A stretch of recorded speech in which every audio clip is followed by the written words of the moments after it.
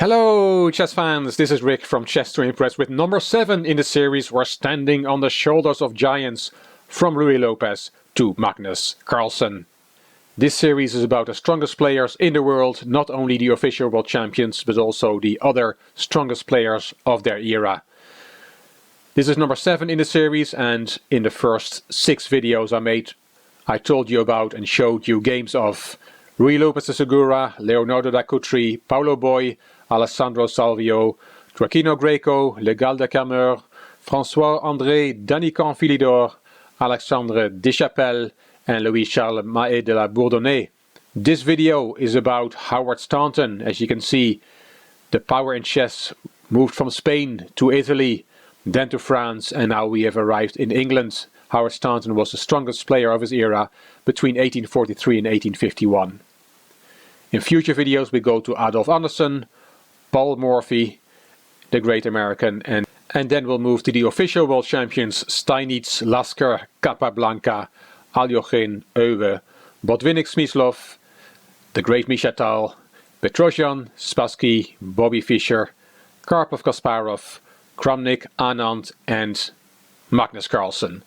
And by the time we have finished this series there might be even a 17th world champion, who knows.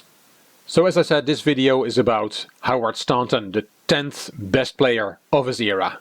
Staunton was born in 1810 and died in 1874 at the age of 64, a nice age for a chess player. And by beating Saint-Amand in Paris he became the world's strongest player in 1843. He was also the organizer of the first international tournament of London 1851, which was played in a knockout format. So the knockout formats we have seen in recent years is nothing new. The first official tournament was also played in a knockout format. Staunton also promoted a chess set of clearly distinguishable pieces of standardized shape, which is still the style required for competitions, the famous Staunton pieces. He published 4 notable chess books, and he invented the Staunton gambit in the Dutch defense, d4, f5 and then e4, sacrificing that e4 pawn. Bobby Fischer had some nice words to say about Howard Staunton. Staunton was the most profound opening analyst of all time. He was more theorist than player, but nonetheless he was the strongest player of his day. Playing over his games I discover that they are completely modern. Where Morphy and Steinitz rejected the fianchetto, Staunton embraced it. In addition, he understood all of the positional concepts which modern players hold so dear, and this, with Steinitz, must be considered the first modern player, and Fischer put Staunton in his top 10 players of all time when he was asked to make a list. Let's look at the great man in action. This game was played in 1851. Howard Staunton was white and Bernard Horwitz was black. It was in this knockout tournament that Staunton organized, the first international tournament ever, and it was in the second round and it was the 7th game. Yes, those knockout tournaments did not go over only 2 games plus a tiebreak. In those days there was more time. Staunton opened c4, e6, knight c3 and f5. If white now plays d4 we have a Dutch defense, but this game will remain an English opening. Staunton played g3, as Fischer said. Staunton embraced the fianchetto.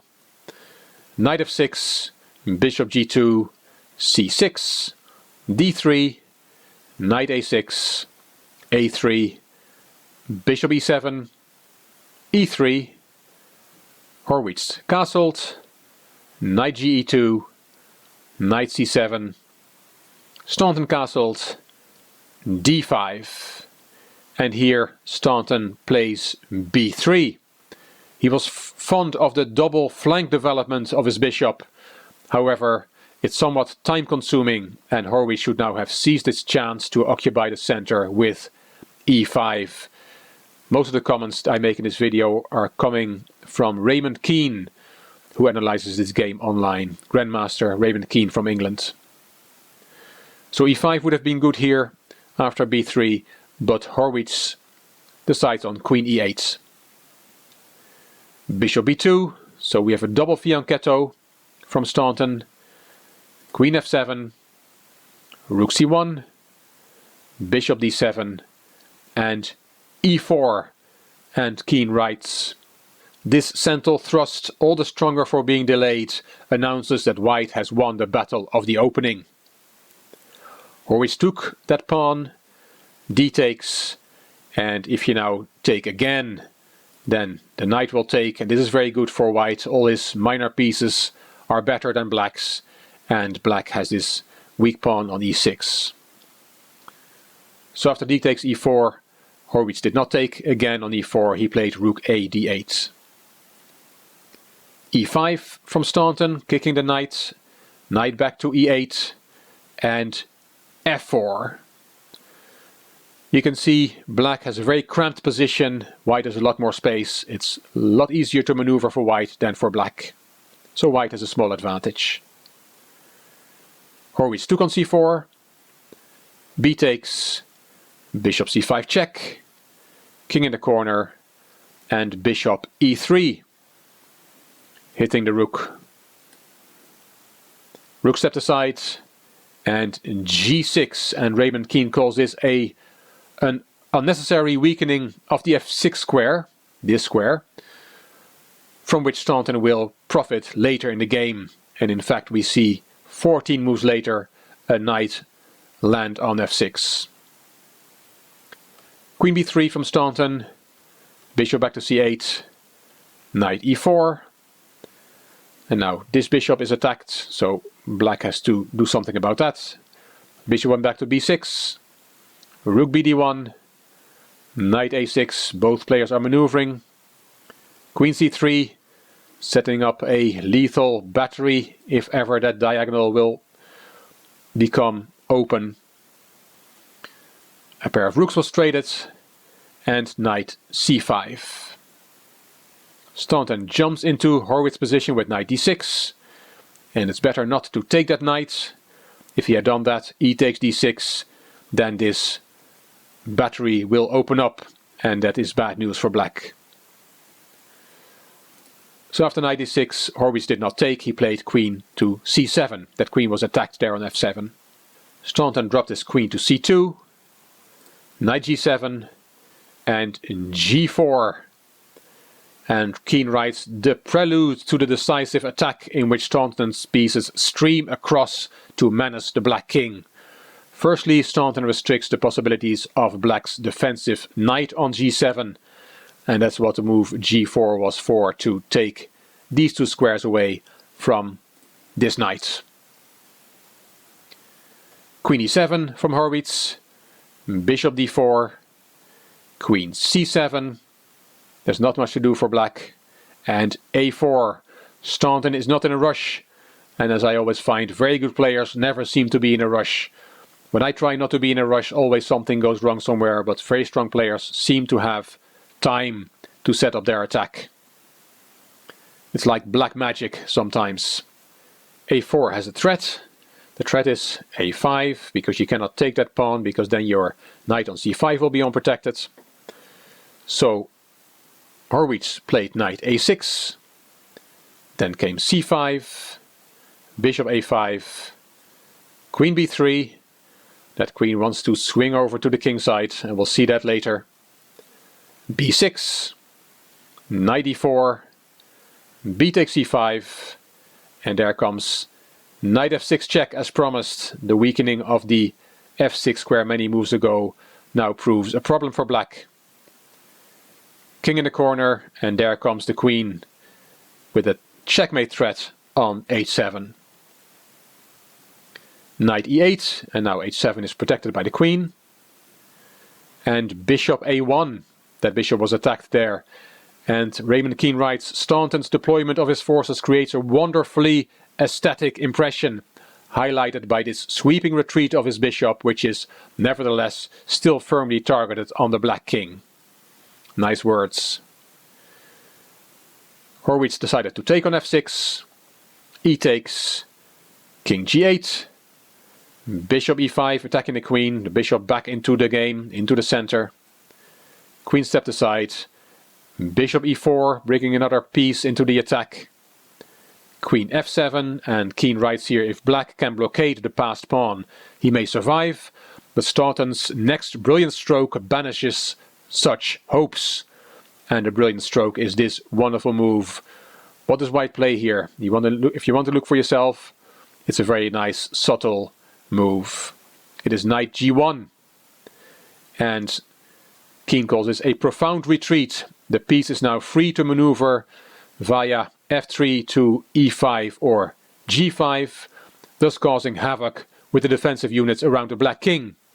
I'm not sure a computer would have approved of this move, and that's what helps to elevate chess to an art form and a struggle beyond being just a hyped up crossword puzzle.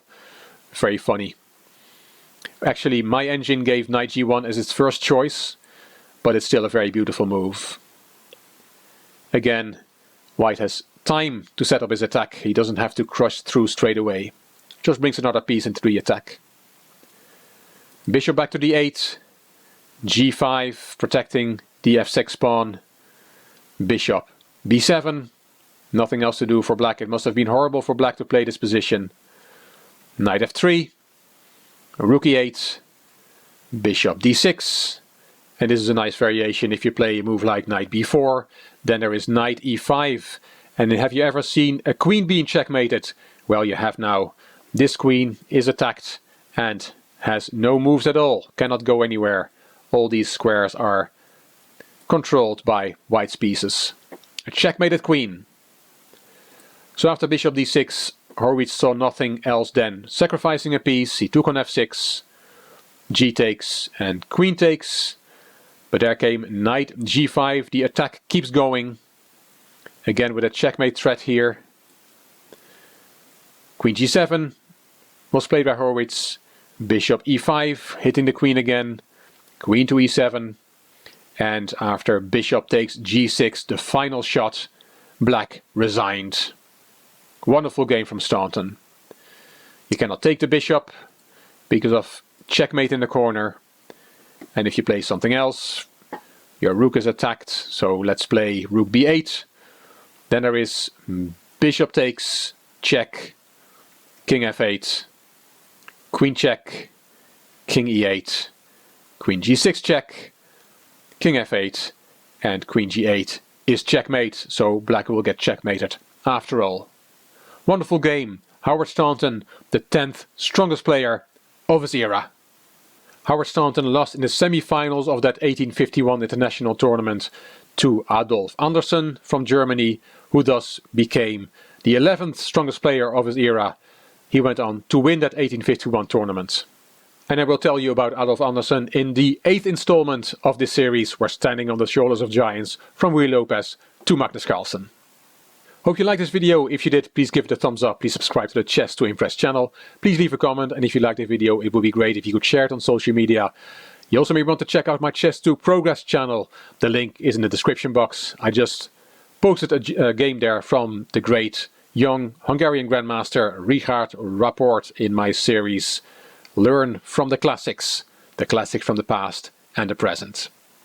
You also may want to join me for the live stream on Wednesday the 20th of December at 5 p.m. GMT, which is 12 noon Eastern Standard Time. Hope to see you there. This is Rick for Chess to Impress. Thank you for watching.